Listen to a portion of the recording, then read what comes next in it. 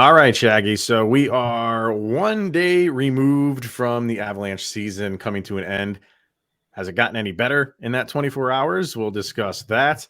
And this is probably going to be a unrestricted free agent heavy show. I'm sure we'll be mixing in some restricteds as well. But this Avalanche team is going to look a lot different next year. We'll dive in to try to give our best guesses on who will be back and who won't. New episode of Locked On Avalanche coming right at you. You're Locked On Avalanche, your daily podcast on the Colorado Avalanche. Part of the Locked On Podcast Network, your team every day.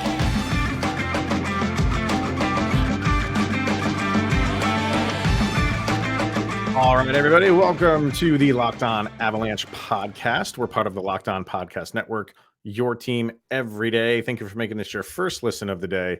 Always appreciated. I'm Chris Maselli. With me, as always, Mr. Shaggy Von Doom, Kyle Sullivan. Follow us on our social media outlets, LOPN_Avalanche on Twitter, Locked On Avalanche on Instagram. Questions, comments, concerns, and opinions, lockedonavalanche@gmail.com. And follow us on our YouTube channel over on YouTube. Hit subscribe, get a new notification. Well, I don't know why I've been botching that lately. Get a notification when the new show goes live. There it is. And follow us on Subtext. Subscribe to that. Link to that is in the show notes below, and talk to Kyle and I on a one-on-one basis. All right. So the Av season obviously unceremoniously came to an end. How's it going for you? Let's do a check-in right now, right? Because obviously it's always this sport more than any other. It's always disheartening, when your team's season comes to an end. That doesn't end in a championship. And I would even argue when your team's season does end in a championship, it's still a little bit disheartening because they're not going to be playing the next day either, right?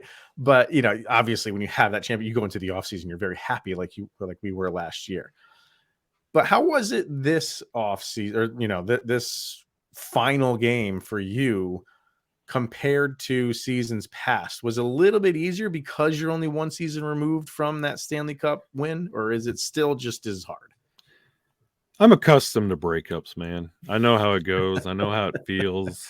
Yeah. I know that empty, hollow feeling. And that's what I felt all day long. And it's just because the Avalanche won the Central, and then you saw so many good performances in the regular season from Mulligan and Compher, and you kind of started to believe, and then you saw things, the seams. The team was kind of falling apart at the seams in the playoffs against Seattle, and Seattle's moved on. They're now talking to Locked On Stars fans, so it's just us Avalanche fans. We could be open and honest and raw here. Right. It's rough, but the thing I keep telling myself, the Kings won every other year, the Blackhawks the same thing, those dynasties. Pittsburgh, the back-to-backs. Yeah, you kind of try. You're now justifying this loss and giving hope to next year. Well, you do. I mean, because when you've been there and you've won it, yeah, the next year you try to follow it up and do it again. And then when you don't, that just gives you more motivation to get back there again. I mean, you're motivated anyway, right? Yeah. When you play a professional sport, you're motivated to go win that championship. When you've won one and then you follow it up by not winning one, and that fire is still burning, you come back next year even stronger. So for me, I mean, you're disappointed. Clearly you're disappointed, but man, those the one Game 7 against Dallas, that crushed me, right? And even seasons before that those hurt. The one when you lost to the Sharks. Nashville, the Sharks one did. And even though Nashville, you weren't expected to do much, just because you were playing well in that series and you're giving it all you got, and you're kind of giving them a run for your money, that one's they all have their own levels of how much they sting. And I would say this one is on the lower end for me. Trust me when I say it still does, but I think because you finally got that 20-year plus monkey off your back of finally winning one, and then you followed. Okay, we had just won it. You still have that good feeling that you just won one recently. and the year that this team had, you knew it was going to be tough. And yeah, they went in winning the Central, but like we said in yesterday's episode, if they had gotten past Seattle, everything else waiting for you is tough. And you bring up a really good point right there about it being at the bottom of like the suffering list, because again, to all the everydayers that are listening, like if you're watching this episode, we're all commiserating together, we're all suffering together. But I think we can all share this kind of understanding. This loss in game 7 almost felt like we were kind of being put out of our misery a little bit. Like it's the Yeah. end of the suffering. Like we won the Stanley Cup. We had such a short off season. We had the never ending party, and then we just kind of stumbled into puck drop. Now we get a much longer off season. You can look at it positively that way. Injuries were such a problem this year with rehabbing and getting people on the ice. Now you have a much longer off season to do that. You can really heal, lick your wounds, get back and ready for next year with an unexpected long off season. But like we're about to start talking, like you could really start looking at the construction of this roster and where you need to go forward because of who stepped up in the playoffs when you needed them most. And it's interesting to see what the Avalanche will look like next year, fully rested, and what the team will consist of. Yeah. And that's something that we're going to do. We're going to discuss mainly the free agents. We're not going to get into who we think they could go after and throw names out of who are going to be free agents. We will be doing that. But it's a little bit early to really kind of. I did throw a couple names out. If you're following us on Instagram, a massive amount of questions came in, which is great. And we'll get to some of those as the days go on. And like I said, we'll get to specifics of players, other free agents, but we're going to focus in on, our team. Like we're still talking about our team right now. And I like what you said about, it kind of put us out of our misery. Like I get what you're saying there. Like this season was a grind. Yep. Every season is a grind, but this just took on a different meaning of what it is to be a grinding season. And you did, like, you felt like when that game ended against Seattle, you felt like you just ran 5 marathons back to back. Yeah. This was a long, strenuous season for the Avs, was it not? And you don't want to see the Avs kind of squeak through game 7 against the Kraken and then be extremely tired, go through a 7-game series. Guess what? Dallas is resting. They are just sitting there waiting on their opponent. And then to go into that buzzsaw and have to go through it again, you could walk out winning 1 game against Dallas. You could get swept. That would sting even more. Like one more rung on the ladder and you start to believe a little bit. But then to get embarrassed on that stage, like you knew the Avalanche, what you saw in that series against Seattle, it wasn't enough to go all the way. The Stanley Cup, if they would have reached all the way up there, it would have been a very lopsided affair. Yeah. The Avs are always about matchups, right? And Seattle, how many times have we said like the LA Kings are a good matchup against the Avs? The Arizona Coyotes are a good matchup against the Avs. Seattle was that team. And you how Seattle really had your number during the regular season and clearly in the postseason. The Avs have their teams that they have, like Edmonton. They have Edmonton's number. Yeah. So it's just about the matchups, but just the way that series went, and we said it yesterday. If they had gotten past it, it was going to be a challenge from there on out. Not to say Seattle wasn't. Clearly, it was because you had to go 7 games with them. But it was going to be tough. It was going to be very, very tough, and part of that is because of what we're going to talk about right now, and that is your roster makeup and how this could look very, very different for the Avs next year. So we're going to get into that and mainly the unrestricteds and probably a couple of restricteds. But this is going to be, obviously, this is where you go. When your season is over, you start assessing your roster and who you think is valuable enough to keep and who do you cut ties with. Exit interviews. Yes, there's a lot of them. So, but first, we are going to hear from the Game Time app and the gametime.co website, and buying tickets to your favorite event shouldn't be stressful. And Game Time is fast and easy. It's the easy way to buy tickets for all sports, music, comedy, and theater near you with killer deals on last minute tickets and their best price guarantee. You can stop stressing over tickets and start getting hyped for the fun that you are about to have. And what are some of the things that we love about the Game Time app experience? Well, the cool thing, they have flash deals and last minute tickets. They are easy to find and buy tickets for every kind of event in your area. And I'm not kidding you, like, it is super simple to use this. You wouldn't think like it's difficult to maybe search for an event, but sometimes on those other apps it can be. I'm not kidding you, man. Like, I was looking up for an event around here the other day, and it was super simple using this Game Time app. They've really streamlined the process in trying to find events, and it's perfect. It really is a perfect thing. And the flash deals make it fun to check on it every day Yeah. to find something you probably weren't interested in before. And then you're like, you know what? Let's give this a shot. I'm going to give it a shot. Yep. And when you get that flash deal, you also get one of the things that we love, and that's the images of your seat view. Cannot beat that. They also have the lowest price guarantee, event cancellation protection, even job loss protection. You lose your job, you might have to pay for your tickets. That's fantastic. So you can download the Game Time app, create an account, and use the code LOCKEDONNHL for $20 off your first purchase. Terms apply. So once again, create that account, redeem the code LOCKEDONNHL for $20 off. Download Game Time today. Last minute tickets, lowest price guaranteed.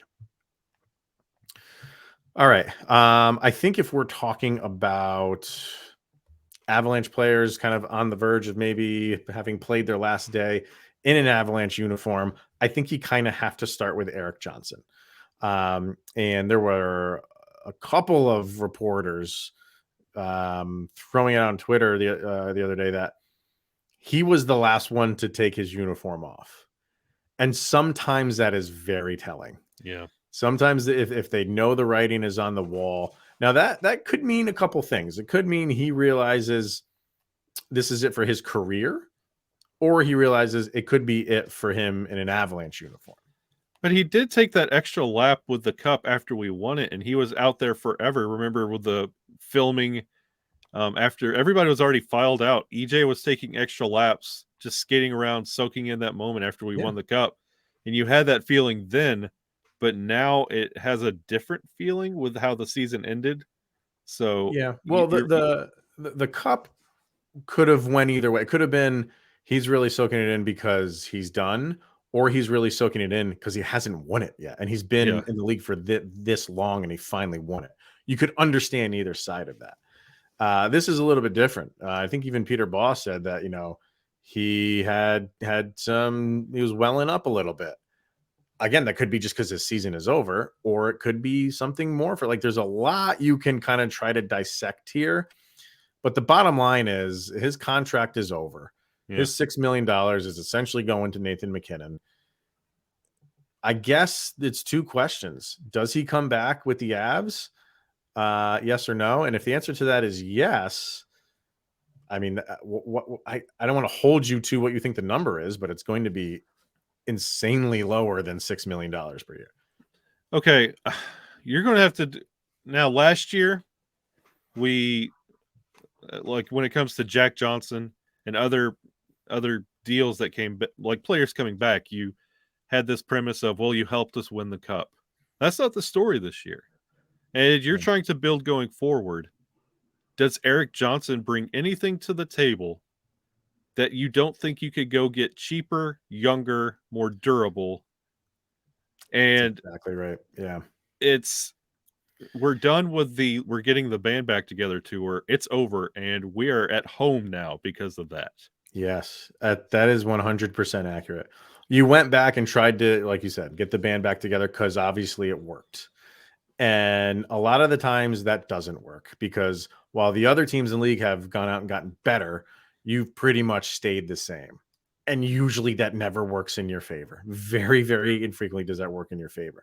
So now you have to reassess this. And how you said it is exactly right. The only reason you're bringing Erik Johnson back is out of loyalty to him. Yep. You can, all those things that you listed, someone who can do what he does probably better at this stage in his career, is younger and clearly cheaper. Erik Johnson will go down as one of the most favorite Avalanche players in history. You're not going to put him on the Avalanche Mount Rushmore, but what he's meant to this team and the franchise and the community, like, cannot be understated. But there comes a time when it's just time. Yeah. And I think that is now for Erik Johnson. And I think he realizes that. And I would even say, his loyalty to the Avalanche is, I'm done. I don't think he even wants to play anywhere else. I think it's either like, if you don't want me back, I'll retire, because I don't think he can envision himself playing anywhere else. Although he clearly has, he came from the Blues, obviously, but I think he's so committed and honed in on this team that it's just like, all right, if you don't want me, I have no problem retiring. I had a good career. I won a cup. I'm good. And EJ is clearly going to be this generation's like Valerie Kaminsky, or, like he's going to be that Dead Marsh that we always bring up when we always talk about favorite Avs. EJ is going to be that for this generation. Yeah. And everything he's done for the Avalanche, I mean, you can't put money on it. Like, he has been so loyal when he really has had no reason to be. And it's proven, like, he got a cup out of it. He got to celebrate that. But we're now in this is business. And we have taken a step back as a business, and we need to take a step forward. Thank you for everything you've done. Here's a front office job. Yeah, here's a front office. He's does horse racing. Like, you can't it's tell true. me. No, that is true. Yeah, you can't tell me there's not money there. So it's not like we're putting him on the streets. Like, he might go other ventures. He might go throw his full-time energy into that. Yeah, but I said last year, like, I could totally see him retiring, riding off into the sunset, winning a cup. But I could also see, because he's never won one, wanting that feeling of defending it. Yeah. And so he's got that now too. Obviously didn't go the way that you wanted it to go. And then and he had $6 million on the table, which is why he probably didn't retire. That's probably the main reason why he didn't retire. But I don't know. But you never know with these guys. They love the sport. They love the game. And if he does want to go somewhere else and play that is going to offer him a contract, maybe he even does that. I think all things are on the table for him. But I would say he's probably leaning towards, if the Avs don't want him back, because if they do want him back, it's going to be very low. Yeah. I mean, this is going to be like a $1 million contract that he would probably take, because he just loves playing here. But is that much of a blow to his ego?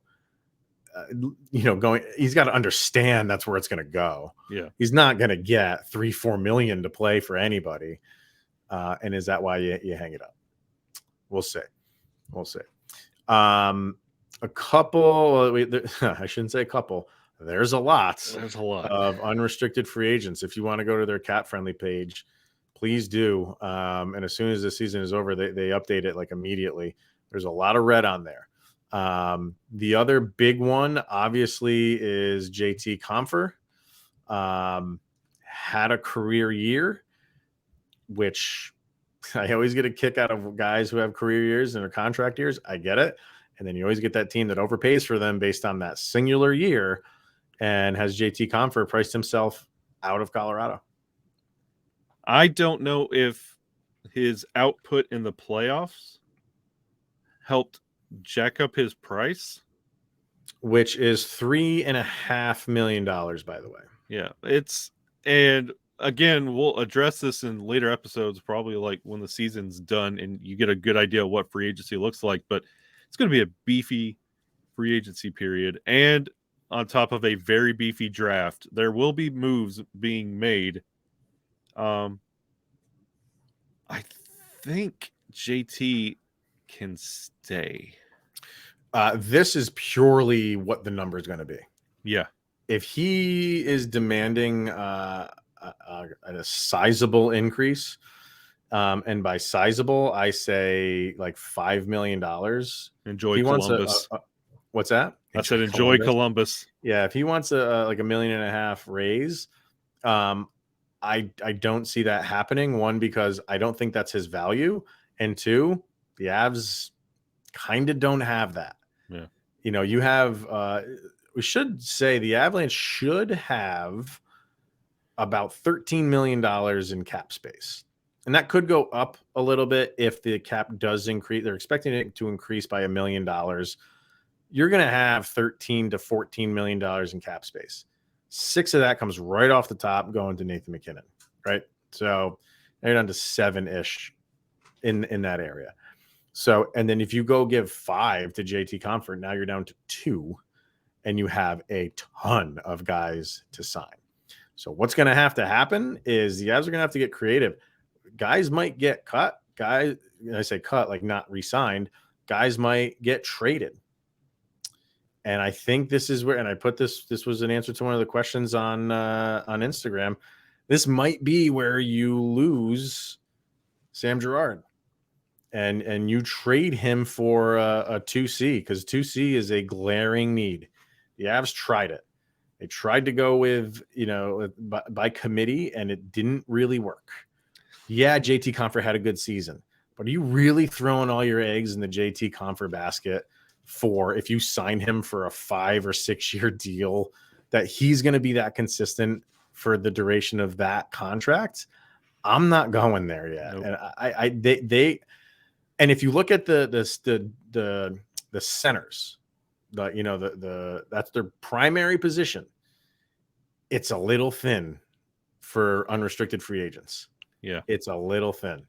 So I think the Avs go the trade route like they did with Nazem Kadri. And who'd they trade to get Nazem Kadri? Tyson Barrie, defender, along with Alex Kerfoot, but that's a defender. So do they do the Kadri 2.0, bring in another 2C at a really good price, which is what Nazem Kadri was, and you ship out a defender, and this time it's Sam Girard, and we love Sammy G. Yeah. But that $5 million, I feel like the Avalanche could rather spend that on a 2C and be comfortable with what their defense looks like minus Sam Girard than sacrifice a top 6 role. I know it's early and our season is 24 hours over, but that's the route that I think I would go if I was the Avs. I think, honestly, with the money, that's where they're going to go. Be ready. We'll see. And to just kind of finish up the JT Compher point, I don't think he's back unless he wants to stay at that number. If he wants to stay at 3.5, we can talk. If you want to go any more than that, I can't see them going any more than $4 million. You want a $500,000 increase, take it or leave it. And I think he's going to test the market, and you've earned it. You've earned that. Like, you've been in the league long enough. You're at your 27, 28-year-old contract. You've earned that right. And I think with the season he had, I think someone overpays for him and lures him away, and he goes and takes the money. And that's where we're at with JT Compher. Oh, it reeks of Nashville. Why is that? Oh, you mean good? Like, this feels like a Nashville pickup right here. Oh, you think they come in and sweep them? I don't know. Could be anybody. But as we stand right now, I just feel like we've seen the last of JT Compher in an Avs uniform, and it's a little upsetting because he's been fun to root for. But just the inconsistencies, I'm not throwing a ton of money at you, man. Nah. All right, let's hear from Athletic Greens, and then we will continue this conversation. More to get to. It's going to be a long one. It's going to be a long off season. But with Athletic Greens, what exactly is it? Well, you can put 1 scoop of it in a glass of water, and you are absorbing 75 high-quality vitamins, minerals, whole food source superfoods, and probiotics to help you start your day right. The special blend of ingredients supports your gut health, your nervous system, your immune system, your energy, recovery, focus, even your aging, and it's lifestyle friendly. Whether you eat keto, paleo, vegan, dairy-free, or gluten-free, it contains less than 1 gram of sugar, so there's no GMOs, no nasty chemical or artificial taste, because it tastes absolutely incredible, and it costs you less than $3 a day when you're investing in your health. It's cheaper than your cold brew and coffee habit. So right now is time to reclaim your health and arm your immune system with a convenient daily nutrition. It's just 1 scoop in a cup of water every day, and that's it. No need for a million different pills and supplements to look out for your health. To make it easy, Athletic Greens is going to give you a free 1-year supply of immune-supporting vitamin D and 5 free travel packs with your first purchase. And all you have to do is visit athleticgreens.com/NHL network. Once again, athleticgreens.com/NHL network to take ownership over your health and pick up the ultimate daily nutritional insurance. All right, Shaggy, I'm going to throw something out there at you right now that I don't think you're going to like too much. We were just kind of very briefly and quickly going over the Avs, the number situation, what they'll have in cap room, thinking that 13 to 14 million range. And they might have to get creative and how they maybe free up a couple extra million or two. And I think one thing that they might look into is cutting ties with Mr. Pavel Francouz. I knew this was coming. He's got 1 more year left at $2 million. And is it just time? Is it just, again, with this, with Erik Johnson, Francouz will be 33, I think. When's his birthday? Let me see when his birthday. June 3rd is his birthday. So he will be 33 at the start of next season. Not old by any stretch of the imagination, but in a backup role. Just, a list of injuries that he has seemed to have over the past couple of years. And you have young goalies at a much cheaper value at some point waiting to not take over because Georgiev is your guy, but maybe take over the backup role. Does that happen now to free up a couple $1 million for the Avs? I kind of threw this out. Answer with your head, not your heart. I'll say. No, I remember bringing this up kind of like for kicks and giggles earlier at the trade deadline. Is it time to move Frankie because of the Georgiev output at the time?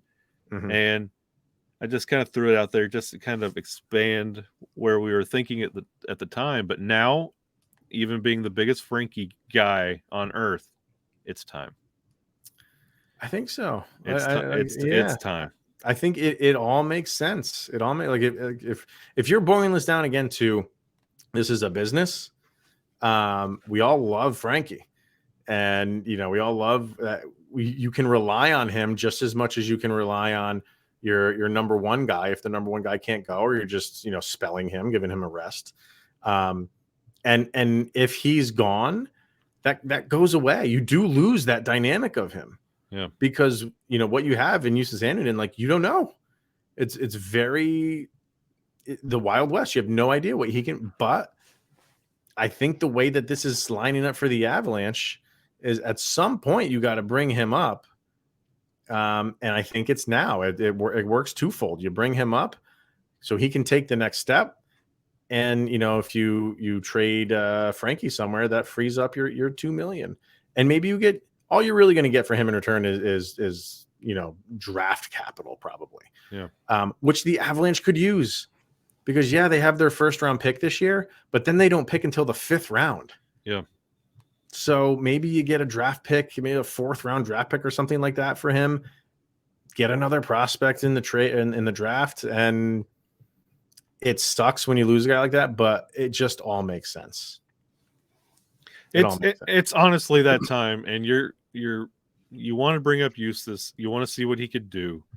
You've seen what Georgiev could do. You're completely confident what he can give you.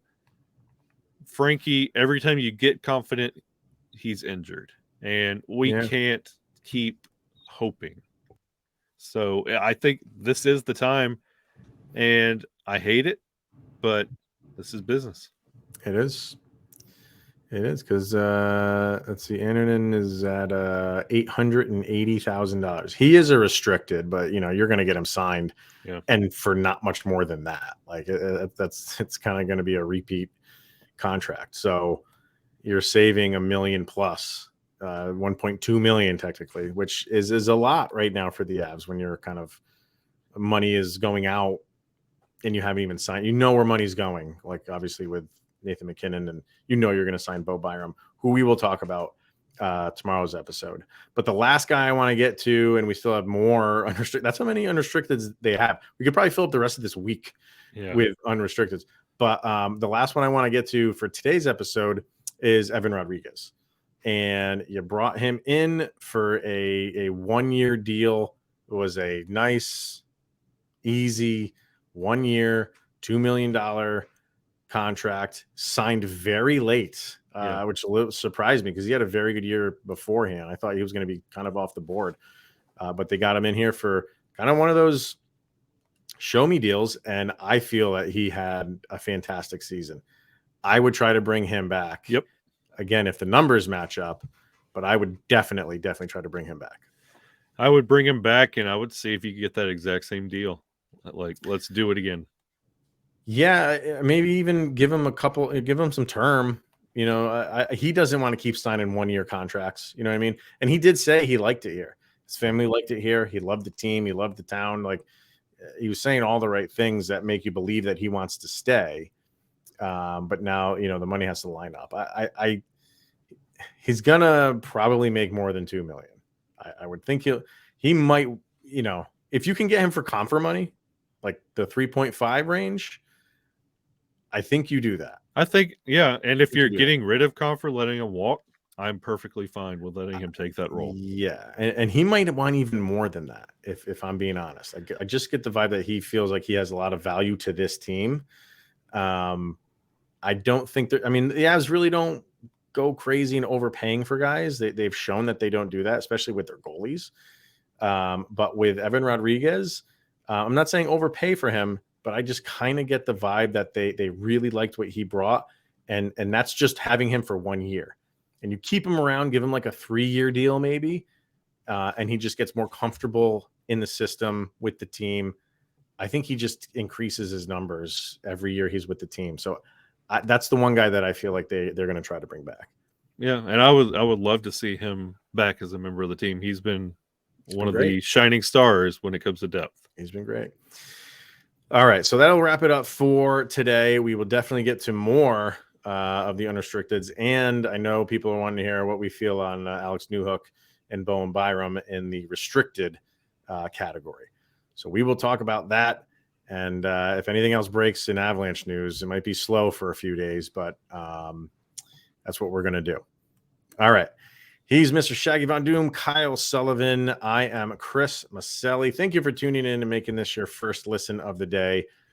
We greatly appreciate that here at Locked On Avalanche, part of the Locked On Podcast Network. Thanks for tuning in, everybody. And we'll see you guys tomorrow.